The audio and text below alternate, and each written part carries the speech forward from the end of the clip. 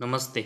वित्त दलम चैनल में आप सबका स्वागत है। तो आज हम इस वीडियो में zenith steel pipes industries limited इस कंपनी का जो पेनी शेयर है उसके बारे में फुल एनालिसिस करने वाले हैं। और इस एनालिसिस करने के लिए हमें कंपनी के रिलेटेड सभी इंपॉर्टेंट डाटा देखना पड़ेगा, जैसे कि कंपनी कौन से बिजनेस सेगमेंट में काम करती है, company profit and loss statement में कैसा प्रॉफिट अर्न कर रही है, इसके साथ ही में कंपनी के बैलेंस शीट में कंपनी के पास कितने रिजर्व है और उसके कंपैरेटिवली कंपनी के ऊपर कितना बोनस है वो भी हमें देखना पड़ेगा। साथ ही में कंपनी के कैश फ्लोज, कंपनी के डेप्टर डेज, इन्वेंटरी डेज हम देखेंगे और लास्ट में कंपनी का शेयर होल्डिंग पैटर्न हम देखेंगे, ताकि हमें ये पता चल सके कि कंपनी के प्रमोटर के पास कंपनी की कितनी हिस्सेदारी है और एफआईज और डीआईज इस कंपनी में इन्वेस्टमेंट कर रहे या फिर नहीं। और ये सब देखने के बाद ही पता चलेगा कि कंपनी अपने फाइनेंशियल में कैसे ग्रोथ कर रही है और हमें इस कंपनी में कैसी इन्वेस्टमेंट करनी चाहिए। तो कंपनी के रिलेटेड जो इम्पोर्टेंट डाटा है उसमें सबसे पहले हम कंपनी के बिजनेस के बारे में इंफॉर्मेशन देखते हैं। तो zenith steel pipes and industrial ये कंपनी ईआरडब्ल्यू और सॉ पाइप से इनका मैन्युफैक्चरिंग और सेलिंग करती है। और इस बिजनेस को देखने से ये पता चलता है कि कंपनी स्टील सेगमेंट में काम करती है। और पिछले कुछ दिनों से अगर हम देखेंगे तो स्टील सेगमेंट में हमें बहुत ही अप एंड डाउन यहाँ पर देखने को मिले, जिस रीज़न की वजह से हम इस कंपनी के जो नंबर है वो भी बहुत ही अप एंड डाउन देखने को मिल सकते हैं। तो इस कंपनी का जो बिज़नेस है वो हमने देख लिया, लेकिन इस बिज़नेस में कंपनी कैसा परफॉर्मेंस कर रही है उसके लिए हम सबसे पहले कंपनी का प्रॉफिट एंड लॉस स्टेटमेंट के बारे में इंफॉर्मेशन देखते हैं। और इसमें सबसे पहले हम कंपनी का सेल्स देखेंगे, जो कि मार्च 18 में 170 करोड़ का था।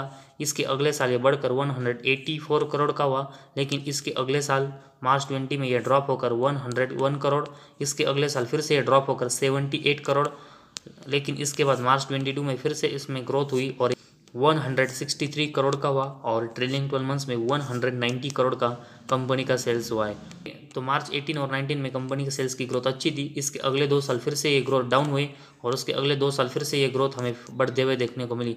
तो बहुत ही अप एंड डाउन्स और वोलाटाइल इस कंपनी का सेल्स देखने को मिला है, जिस रीज़न की वजह से बाकी के सेगमेंट में भी कंपनी के परफॉर्मेंस है वो हमें वोलाटाइल देखने को मिल सकते हैं। तो इस कंपनी का जो पिछले 6 सालों का सेल्स है वो बहुत ही वोलाटाइल नज़र आ रहा है। और इस सेल्स के कंपैरेटिवली अगर हम कंपनी का एक्सपेंस देखेंगे तो मैक्सिमम टाइम कंपनी का जो एक्सपेंस है वो सेल्स के कंपैरेटिवली ज़्यादा हुआ है, जिस रीज़न की वजह से कंपनी का ऑपरेटिंग प्रॉफिट मार्च 18 से लेकर अभी तक हम ट्रेलिंग 12 मंथ्स तक देखेंगे तो हमें मैक्सिमम टाइम लॉस ही करते हुए देखने को मिला। ज़रूर कंपनी ने ऑपरेटिंग प्रॉफिट में एक अच्छी इंप्रूवमेंट करने की कोशिश की है और ये जो लॉस है वो कम करने की कोशिश की, लेकिन अभी भी कंपनी का जो ऑपरेटिंग प्रॉफिट है वो मैक्सिमम टाइम लॉस में है, जो कि इन्वेस्टमेंट की नज़र से एक नेगेटिव साइन है। और उसके बाद ऑपरेटिंग प्रॉफिट मार्जिन कंपनी का देखेंगे तो ये भी मैक्सिमम टाइम अगर हम देखेंगे तो मार्च 18 से लेकर ट्रेलिंग 12 मंथ्स तक 6 सालों में मैक्सिमम टाइम लॉस ही कर रहा है, जो कि ये भी बहुत ही निगेटिव साइन है। और इसके बाद कंपनी का नेट प्रॉफिट हम देखते हैं, जो कि मार्च 18 में -41 करोड़ का था। इसके अगले साल ये कंपनी का लॉस -120 करोड़, इसके अगले साल ये लॉस कंपनी ने कम कर 28 करोड़ का किया। इसके अगले साल फिर से ये लॉस कम होकर 14 करोड़ का रहा। इसके अगले साल मार्च 22 में कंपनी हमें प्रॉफिट में देखने को मिली, लेकिन अभी ट्रेलिंग 12 मंथ्स में कंपनी का जो नेट प्रॉफिट है वो हमें फिर से जीरो देखने को मिला है। तो पिछले 2-3 साल में अगर हम देखेंगे तो नेट प्रॉफिट में कंपनी ने एक अच्छी इंप्रूवमेंट करने की कोशिश की है और इसी वजह से मार्च 22 में कंपनी प्रॉफिटेबल भी हुई थी, लेकिन ट्रेलिंग 12 मंथ्स में कंपनी फिर से लॉस में गई है। तो इसी वजह से कंपनी का जो नेट प्रॉफिट है वो अभी भी हमें मैक्सिमम टाइम लॉस मेकिंग ही देखने को मिला है। और साथ ही में कंपनी का अर्निंग पर शेयर भी अगर हम देखेंगे तो ये भी मार्च 18 से लेकर ट्रेलिंग 12 मंथ्स तक कंसिस्टेंट हमें लॉस करते हुए देखने को मिला है।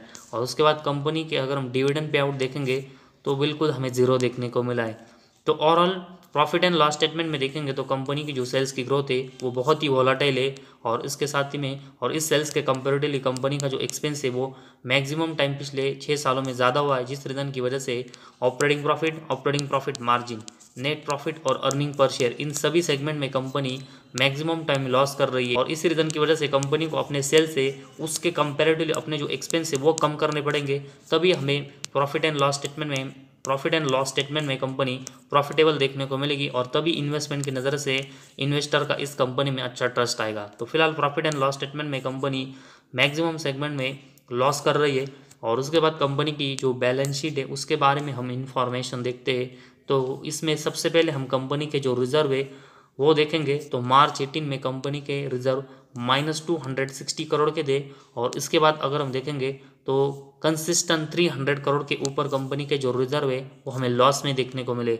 तो मार्च 22 में कंपनी के रिजर्व -384 करोड़ के और उसके कंपेरेटिवली कंपनी के ऊपर 227 करोड़ का बोरिंग्स है, जो कि मार्च 18 में लगभग 300 करोड़ के आसपास हमें देखने को मिला था। तो कंपनी अपने ऊपर का जो बोरिंग्स है वो कंसिस्टेंट यहाँ पर कम कर रही है, जो कि एक पॉजिटिव साइन है। लेकिन अभी भी कंपनी का जो बोरिंग्स है 227 करोड़ का, उसके कंपेरेटिवली कंपनी के पास जो रिजर्व है वो लॉस में है, जिस रीज़न की वजह से अभी भी कंपनी की जो बैलेंस शीट है वो हमें अनस्टेबल देखने को मिली। तो जैसे जैसे कंपनी अपने ऊपर का बोरिंग्स है वो कम कर दिए, तो हम कंपनी की जो बैलेंस शीट है वो हमें यहाँ से इंप्रूव होते हुए देखने को मिलेगी। तो इसी वजह से हमें कंपनी के बैलेंस शीट के ऊपर भी फोकस देना पड़ेगा कि कंपनी आने वाले समय में कैसा बोरिंग्स कम कर दिए। इसके बाद कंपनी का जो कैश फ्लोज है उसके बारे में इंफॉर्मेशन देखते हैं, जिसमें इस कंपनी का नेट कैश फ्लो मार्च 18 में देखेंगे तो +2 करोड़ का था। लेकिन इसके बाद अगर हम देखेंगे तो कंपनी का जो नेट कैश फ्लो है वो हमें जीरो या फिर माइनस में ही ज़्यादातर देखने को मिला है। तो पिछले 4 साल में अगर हम देखेंगे तो कंपनी का नेट कैश फ्लो जीरो या फिर माइनस में देखने को मिला है, जो कि किसी भी कंपनी के बिजनेस के लिए एक बहुत ही निगेटिव साइन होता है। और इसी वजह से आने वाले समय में कंपनी को नेट कैश फ्लो पॉजिटिव में जनरेट करना पड़ेगा, तभी कंपनी आने वाले समय में स्टेबल परफॉर्मेंस कर पाएगी। और उसके बाद कंपनी के डेप्टर डेज हम देखेंगे, जो कि मार्च 18 में कंपनी के 250 थे।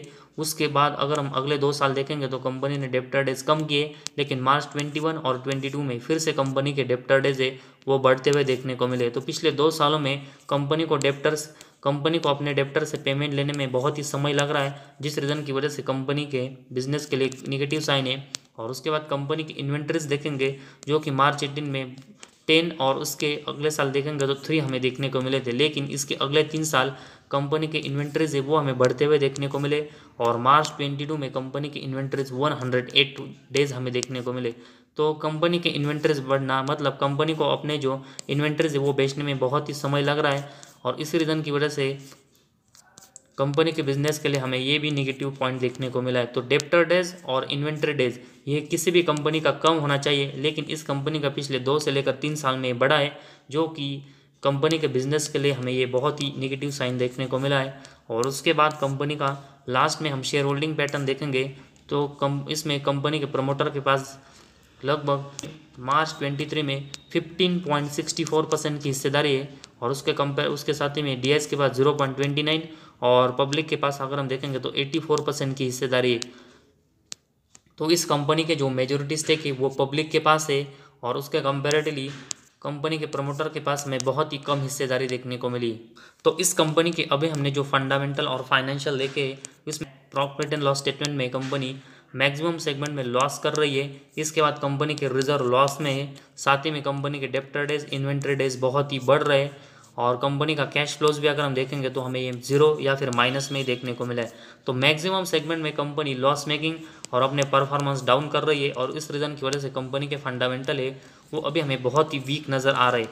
और अगर हम पेनी शेयर की नज़र से देखेंगे तो पेनी शेयर के फंडामेंटल है वो इतने मजबूत नहीं होते, लेकिन कोई पॉइंट्स में तो कंपनी एक एटलीस्ट अच्छी ग्रोथ करनी चाहिए। लेकिन इस कंपनी का अभी हमने जो फंडामेंटल और फाइनेंशियल देखा है उसमें कोई भी ऐसा सेगमेंट नहीं है जिसमें कंपनी बहुत ही अच्छी ग्रोथ कर रही है।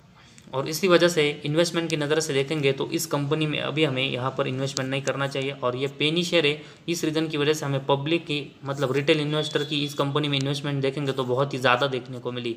तो जब तक कंपनी अपने फंडामेंटल और फाइनेंशियल मजबूत नहीं करती तब तक इस कंपनी में इन्वेस्टमेंट करना बहुत ही रिस्की हो सकता है, क्योंकि कंपनी की जो एक्सपेंस है वो कंटिन्यूस बढ़ रहा है, जिस रीज़न की वजह से कंपनी ऑपरेटिंग प्रॉफिट के साथ ही में नेट प्रॉफिट में कंसिस्टेंट लॉस मेकिंग और परफॉर्मेंस डाउन कर रही है, जिस रीज़न की वजह से हमें आने वाले समय में कंपनी का एक्सपेंस और यहाँ से बढ़ते हुए देखने को मिलेगा। तो कंपनी का जो नेट प्रॉफिट है वो हमें और भी यहाँ पर लॉस में जाते हुए देखने को मिल सकता है, और इसी वजह से कंपनी के शेयर में हमें यहाँ से और भी गिरावट होते हुए देखने को मिल सकती। तो कंपनी का शेयर हमें शॉर्ट टर्म की नज़र से ऊपर यहाँ पर जाते हुए देखने को मिल सकता है, लेकिन वो ऑपरेटर ही इस कंपनी के शेयर को ऊपर ले जाते हुए देखने को मिल सकते हैं, ना कि कंपनी का परफॉर्मेंस। और इसी वजह से जब तक कंपनी अपने फाइनेंशियल में अच्छा परफॉर्मेंस नहीं करती तब तक हम इस कंपनी में एक अच्छे ट्रस्ट के साथ इन्वेस्टमेंट नहीं कर सकते, और इसी वजह से अभी तो हमें इस कंपनी में ज़्यादा इन्वेस्टमेंट करने से अवॉइड करना चाहिए जब तक कंपनी अपने फाइनेंशियल में अच्छी ग्रोथ नहीं करती। तो आज हमारे इस वीडियो में बस इतना ही। अगर आपको हमारा वीडियो पसंद आया तो इस चैनल को ज़रूर सब्सक्राइब कीजिए, साथ ही में बेल आइकॉन प्रेस करके ऑल सेक्शन पर क्लिक करें ताकि आपको शेयर मार्केट की हर अपडेट जानकारी नोटिफिकेशन के थ्रू सही समय पर मिल सके।